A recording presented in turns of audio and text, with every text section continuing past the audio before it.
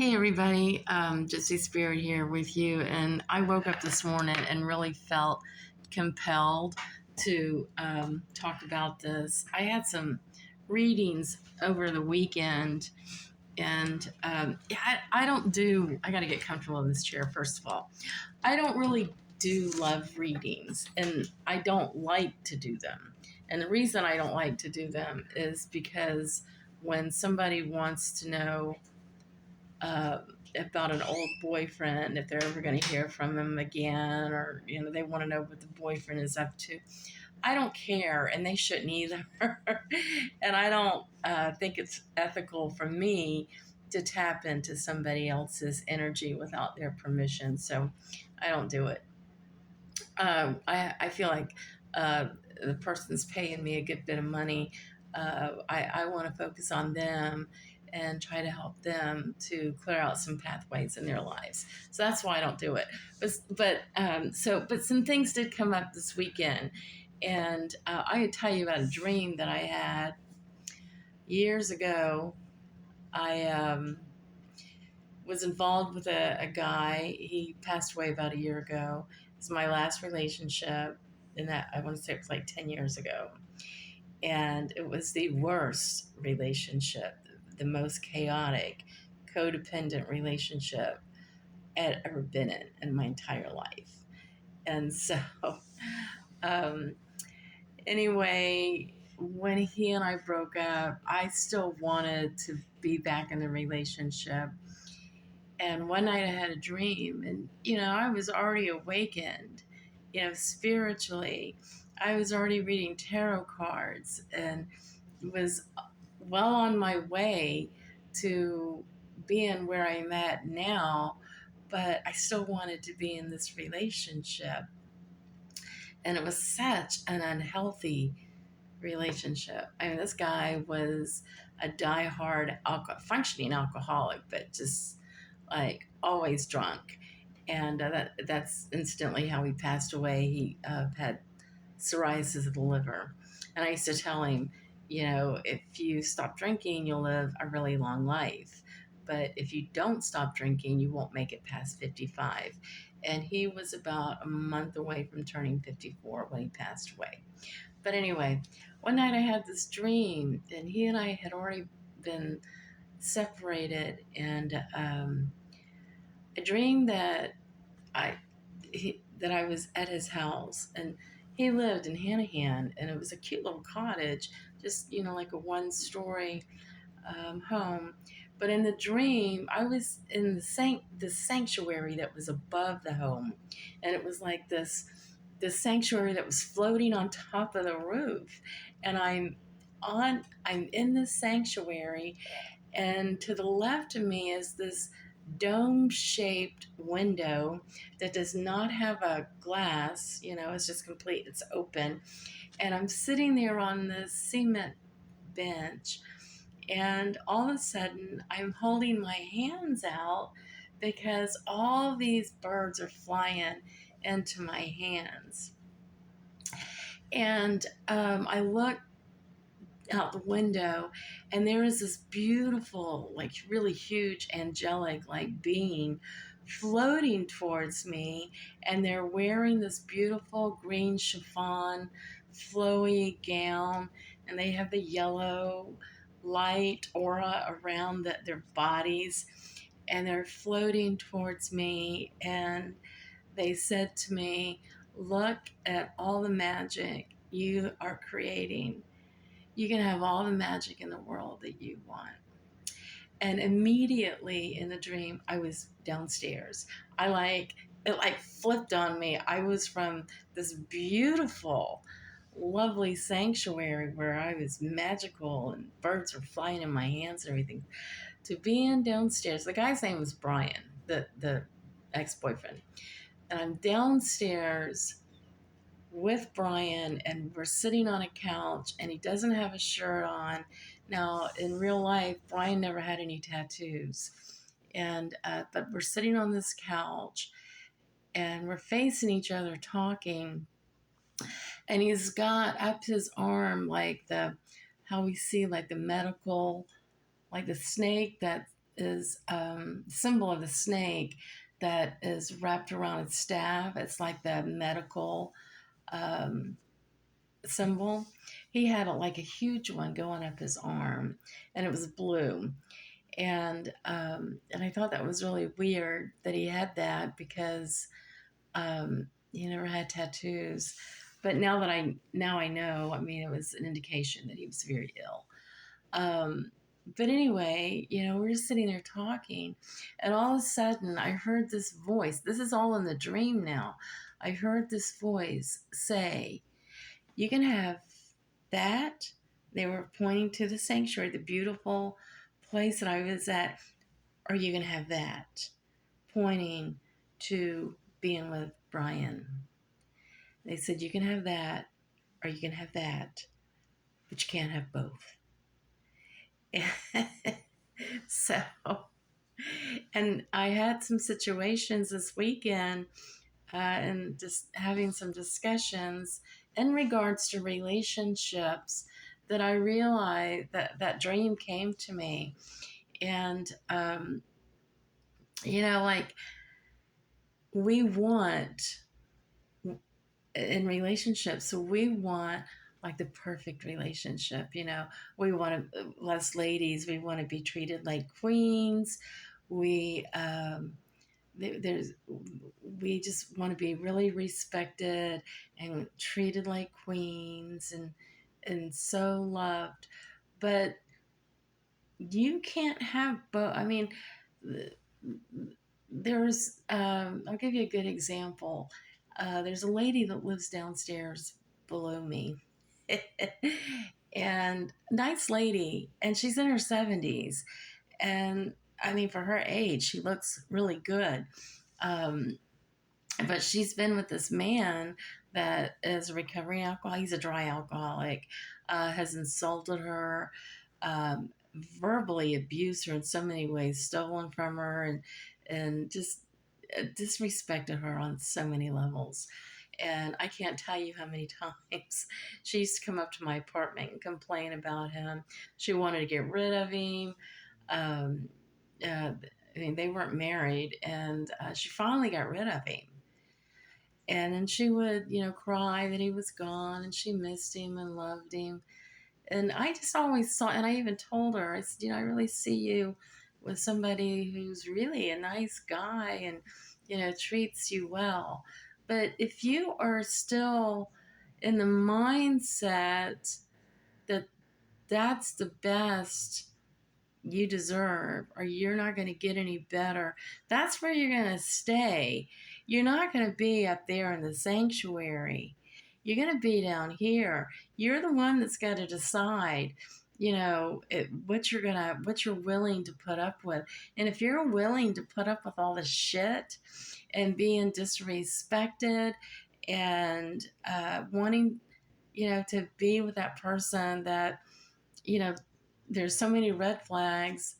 If you want to continue to stay there, but you think you're going to, be in this relationship down here and still be up here where all the magic is flying around you and you're standing in your power, that's not going to happen.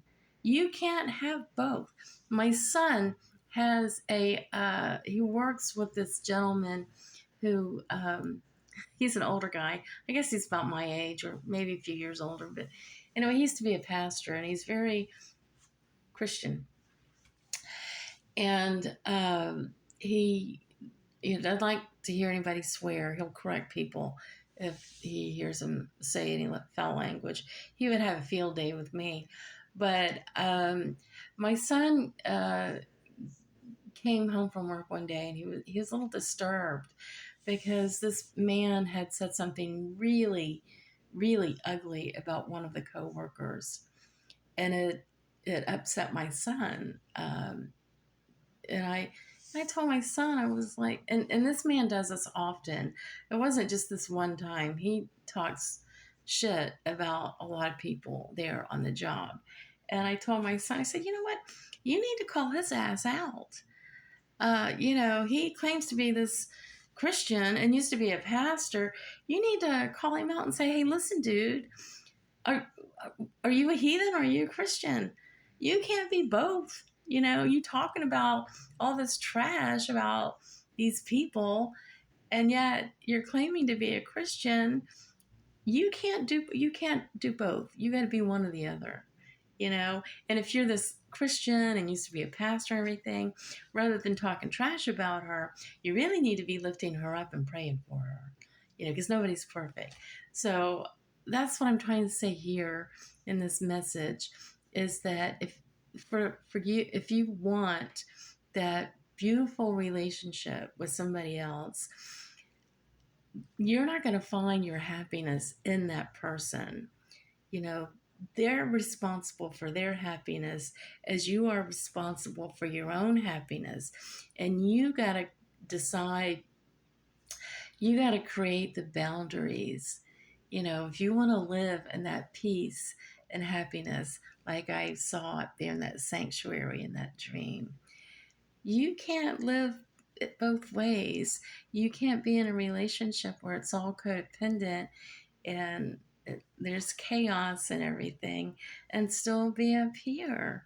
So do you love yourself enough to be up here and demand in your life to have that in your life? I think we all deserve that. It doesn't matter what you did before in the past. Today is a new day, and we can always start a new day. But I don't know. So I heard my friend Heather Howell, who's just a wonderful person. She does these diaries online sometimes, and she comes up with some really good stuff. And I listen to her sometimes. And she was talking about the retrograde. I guess we're in retrograde. I don't really keep up with it, but I seem to have cut a lot of people this month. And I don't know. I think once you start deciding that you're going to live up here and not down here, that anything down here, you just start cutting. And the first time you start cutting, it gets easier and easier. And then you begin to recognize uh, stuff immediately. Those red flags that maybe you didn't recognize before so quickly. Now you recognize them because your vibration is much higher. When you're on a low vibration, which in my relationship with Brian, my vibration was very low, and I was trying to rise above it. And that's what universe, what that dream was all about, was like, you can't rise above that and continue to be in this relationship. It's not going to work. So I had to make a decision, which way I wanted to go. And that was a very magical dream for me, and it spoke volumes, and many volumes. I used to have all kinds of dreams about Brian after he and I broke up, and none of them were any good. And it was like the universe trying to tell me, trying to help me heal through all this. But yeah, take care of yourself. And, that's why I don't do love readings, because I don't want to talk about uh, the relationship that you were in or getting ready to be in. I want to talk about you and how special you are, and and the great things that are laying in front of you, even though you can't maybe see it at that moment. But it's my job to help you to see it, help you to see how beautiful and powerful you are, so that you can go from being up here to up here and never ever wanting to go back here again. So and I gotta tell you, when you start cutting people, it just gets easier and easier. And then what happens is you start drawing, as you start to cut people and evolve on a higher level, you begin to draw people that are on that same wavelength, on that same vibration, you begin to draw more like-minded people. And so, yeah, I mean, we all deserve to be in a very happy place in our lives. Just because we had a bad past or we've done bad things in the past doesn't mean that today we can't make those changes. Now, when I will tell you, I'll share this with you. Um, when Brian did die, so a few people asked me how I felt about it. Uh, now, this is a man who I told I was going to kill. I mean, I told him I was going to kill him. Thank God I didn't. But when people asked me about that, I said, I he was never happy, and I don't know what it would have taken for him to get happy.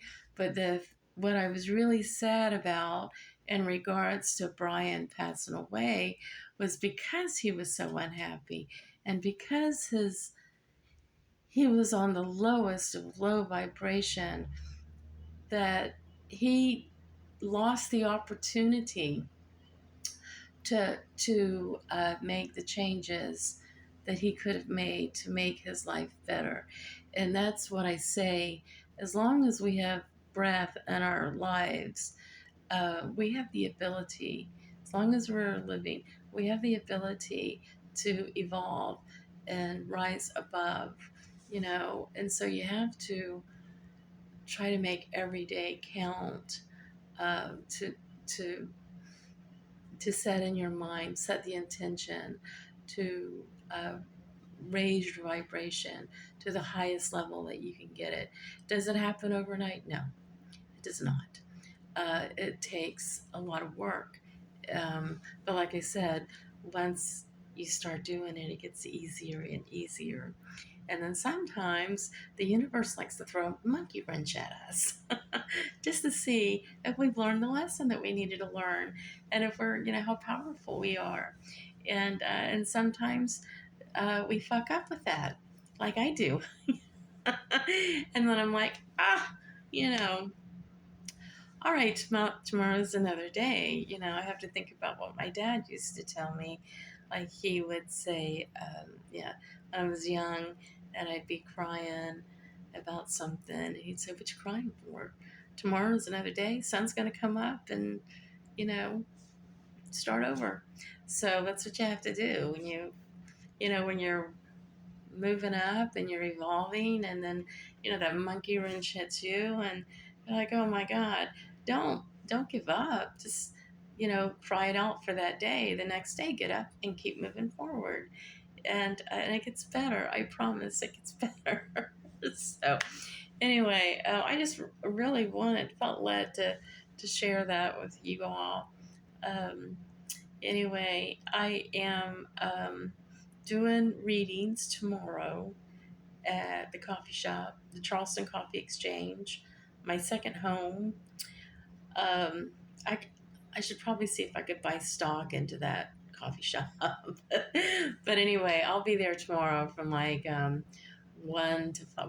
to 5, reading tarot for $10. So if you want to come get a tarot reading or just come talk to me, I'll be doing that.